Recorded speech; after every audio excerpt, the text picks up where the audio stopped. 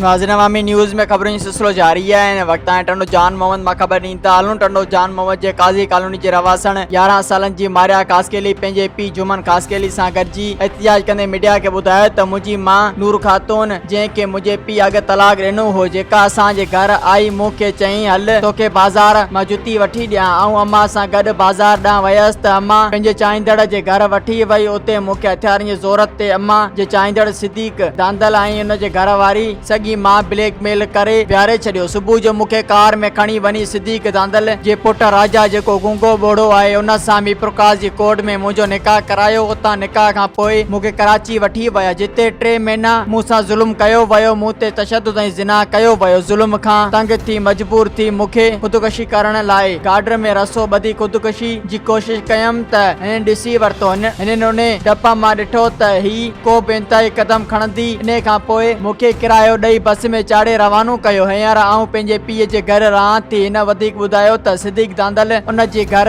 वारी ऐं मुंहिंजे सॻी मां केतिरनि नियाणियुनि खे ब्लैकमेल करे धारियुनि माण्हुनि खे विकिणी पैसा वठी उन्हनि जूं ज़िंदगियूं तबाह कयूं। ऐं हींअर मूंसां बि ईअं कयो। हिन IG Sindh RPO Hyderabad DIG Prakash खे अपील कई आहे त हिन ज़ालिमनि खे सख़्त खां सख़्त सज़ा ॾेई मज़लूम मासूम मूं जहिड़नि नियाणियुनि जूं ज़िंदगियूं बचायूं वञनि। मज़ीद खबरों और तफसीलात के लिए विजिट करें हमारी वेबसाइट www.awamiNewsHD.com।